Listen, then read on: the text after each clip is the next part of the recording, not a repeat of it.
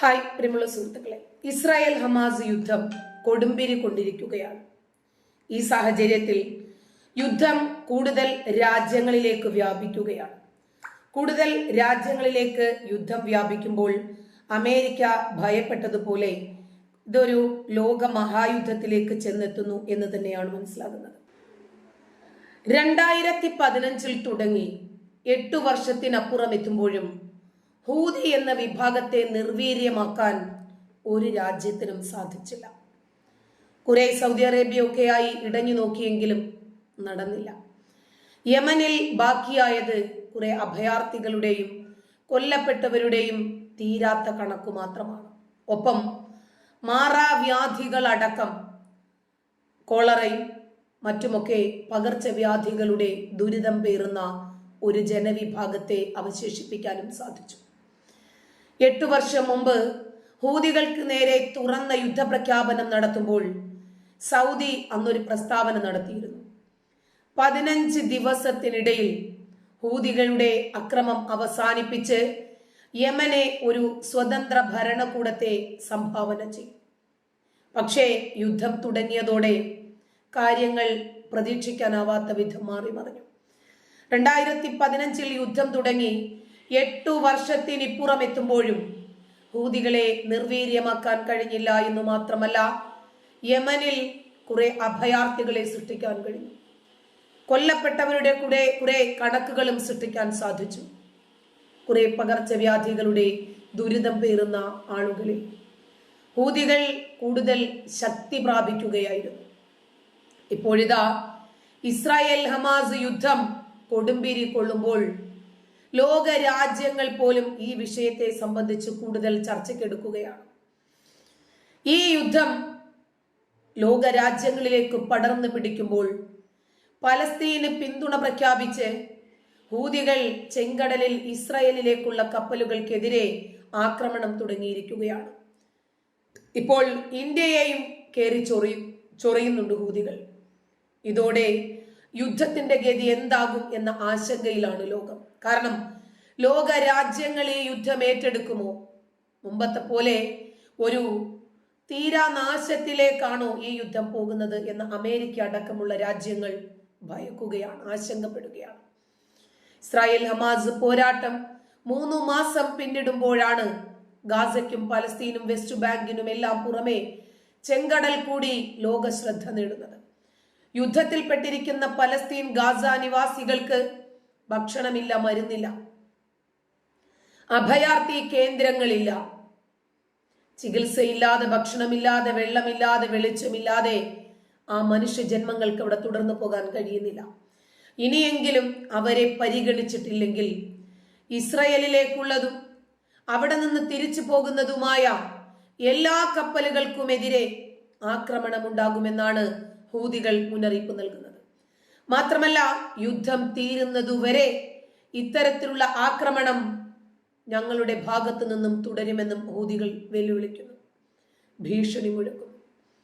ലോകത്തിലെ തന്നെ ഏറ്റവും പ്രധാനപ്പെട്ട വ്യാപാര കടൽപാതയായ കപ്പൽപാതയായ ചെങ്കടലിൽ ഉണ്ടായിരിക്കുന്ന കപ്പലുകളുടെ വഴിമുടക്കൽ ലോകത്തെ മുഴുവനും വലിയ പ്രതിസന്ധിയിലേക്ക് തള്ളിവിട്ടിട്ടുണ്ട്.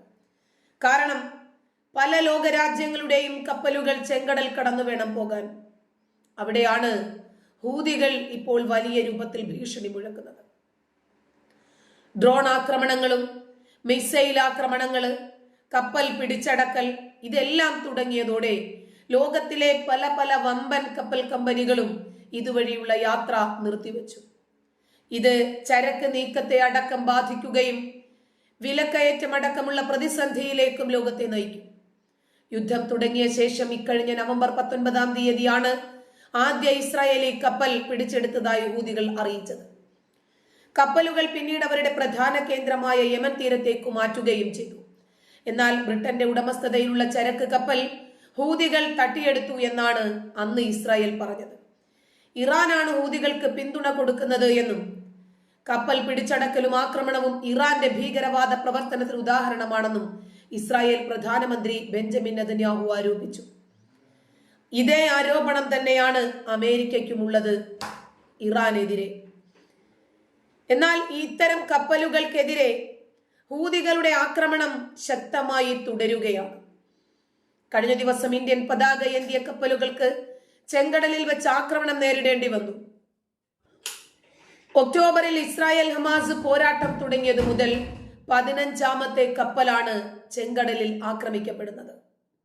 ചെങ്കടലിൽ ഹൂതികൾ ചരക്ക് കപ്പലുകൾക്കെതിരെ ആക്രമണം തുടങ്ങിയതോടെ ഇതിന് പിന്നിൽ ഇറാനാണ് എന്നാണ് അമേരിക്ക അടക്കമുള്ള രാജ്യങ്ങൾ ആരോപിച്ചത്.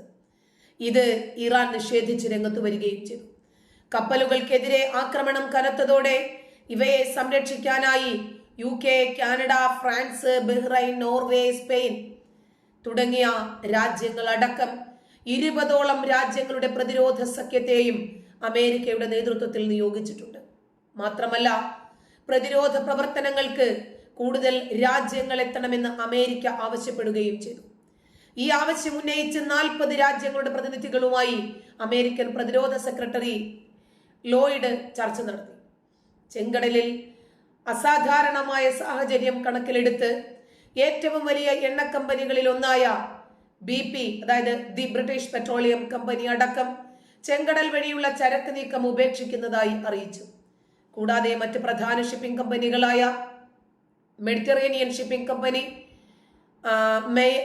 മെയേസ്ക് ഹപ്പാഗ് കമ്പനി, ഹപ്പാഗ് ലോയിഡ് തുടങ്ങിയ നിരവധി കമ്പനികൾ തങ്ങൾ ചെങ്കടൽ വഴി യാത്ര ചെയ്യില്ല, അത് ഒഴിവാക്കുകയാണ് എന്നറിയിച്ചു. ഇത് കൂടുതൽ പ്രതിസന്ധികളിലേക്ക് ലോകരാജ്യത്തെ നയിക്കുന്നു. പ്രത്യേകിച്ച് യൂറോപ്പിനെയും ഏഷ്യയെയും ബാധിക്കുന്ന ഈ 2 രാജ്യത്തെയും ബാധിക്കുന്ന പ്രധാനപ്പെട്ട ഒരു വിഷയമാണിത്. അത് മാത്രമല്ല, ലോകരാജ്യങ്ങളുടെ ചലനത്തെ തന്നെ നിയന്ത്രിക്കാൻ ഈ കപ്പലിന്റെ യാത്രാ തടസ്സം ബാധകമാകുമെന്നാണ് എല്ലാ രാജ്യങ്ങളും അവകാശപ്പെടുന്നത്.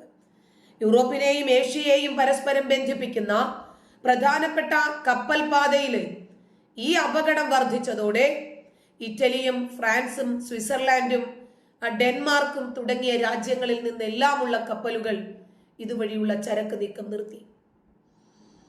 ഇത് നിർത്തിയെന്നറിയിക്കുകയാണ്. ക്രൂഡ് ഓയിൽ ടാങ്കറുകൾക്ക് നേരെ അടക്കം ഹൂതികൾ ആക്രമണം അഴിച്ചുവിടുകയാണെന്നും വരും ദിവസങ്ങളിൽ ശക്തമായ പ്രതിരോധമുണ്ടാകുമെന്നും ഈ വിഷയത്തിൽ അമേരിക്കയും നിലപാടെടുത്തു കഴിഞ്ഞു. കപ്പലുകൾക്കെതിരെ ആക്രമണം തുടരുന്നത് വലിയ പ്രത്യാഘാതത്തിന് വഴിവെക്കുമെന്നും ഇപ്പോൾ തന്നെ രാജ്യങ്ങളുടെ ചരക്കു വിതരണത്തെ ഇത് വലിയ തോതിൽ ബാധിച്ചിട്ടുണ്ടെന്നുമാണ് അമേരിക്ക പറയുന്നത്. കാരണം അത്ര പ്രധാനപ്പെട്ടതാണ് ചെങ്കടൽ പാത. ചെങ്കടലും ഇന്ത്യൻ മഹാസമുദ്രവും തമ്മിൽ വേർതിരിക്കുന്ന യമന്റെ അധീനതയിലുള്ള ബാബർ അൽ മന്ദബ്, അതിന്റെ പരിസരമാണ് ഹൂതികൾ കപ്പലാക്രമണത്തിന് തിരഞ്ഞെടുക്കുന്നത്. ഇന്ത്യയുടെ മാത്രം 20% ചരക്ക് നീക്കം ഇതുവഴിയാണ് നടക്കുന്നത്. മൊത്തവും ലോക വ്യാപാരത്തിന്റെ 12% ചരക്കും ചെങ്കടൽ വഴി നീങ്ങുകയാണ്. ഇസ്രായേൽ ഹമാസ് യുദ്ധം ചെങ്കടലിലേക്ക് വ്യാപിച്ചതോടെ വരും നാളുകളിൽ യുദ്ധത്തിന്റെ ഗതി തന്നെ മാറിപ്പോകുമെന്നും അന്താരാഷ്ട്ര മാധ്യമങ്ങൾ അടക്കം വിധിയെഴുതുകയാണ്. ഈ സാഹചര്യത്തിൽ ഹൂതികളെ തടയാൻ എല്ലാ ലോക രാജ്യങ്ങളും മുന്നോട്ട് വന്നിട്ടില്ലെങ്കിൽ വലിയ പ്രതിസന്ധിയിലേക്ക് പോകുമെന്നാണ് അമേരിക്ക ഇവർക്കൊക്കെ മുന്നറിയിപ്പ് നൽകുന്നത്. ഹൂതികളാകട്ടെ ഗാസയിൽ ഇസ്രായേലിന്റെ ആക്രമണം അവസാനിപ്പിക്കാതെ ഒരു തരത്തിലും ഞങ്ങൾ പിന്മാറില്ല എന്ന് പ്രഖ്യാപിക്കുകയും ചെയ്യുന്നു. ഹൂതികളെ പിന്നിൽ നിന്ന് പുഷ് ചെയ്യുന്നത് ആയുധം നൽകിയും പണം നൽകിയും മോട്ടിവേഷൻ നൽകിയും എല്ലാ തരത്തിലുള്ള സഹായ സഹകരണങ്ങൾ വാഗ്ദാനം നൽകിയും പിന്തുണ നൽകുന്നത് ഇറാനാണ് എന്ന് പ്രത്യക്ഷമായ സത്യമാണ്. പക്ഷേ ഇറാൻ അതിനെ നിരാകരിക്കുന്നുണ്ടെങ്കിലും ഇതാണ് യാഥാർത്ഥ്യമെന്ന് അമേരിക്കയും ഇന്ത്യയും അടക്കമുള്ള ലോകരാജ്യങ്ങൾ വിധി എഴുതുമ്പോൾ 20 ലോകരാജ്യങ്ങൾ മാത്രമല്ല മറ്റു 40 രാജ്യങ്ങളോടുകൂടി അമേരിക്ക ആവശ്യപ്പെട്ടിരിക്കുന്നു. അതുകൊണ്ട് ഹൂതികൾ ശരിക്കുള്ള യുദ്ധം എന്താണ് എന്ന് അറിയാൻ പോകുന്നു. ഇന്ത്യയും അമേരിക്കയും ബ്രിട്ടനും ഫ്രാൻസും ഒരുമിച്ച് ചേർന്ന് നിന്നുകൊണ്ടാണ് മറ്റ് 40ഓളം രാജ്യങ്ങളോട് ആഹ്വാനം ചെയ്തിട്ടുള്ളത്.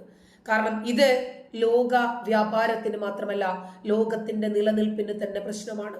എല്ലാ കപ്പലുകളെയും ആക്രമിക്കുന്ന ഹൂതികളെ തളയ്ക്കാൻ നമുക്ക് സാധിക്കണം എന്ന് ഇന്ത്യ മറ്റുള്ള രാജ്യങ്ങളോട് ആഹ്വാനം ചെയ്യുകയാണ്. നന്ദി.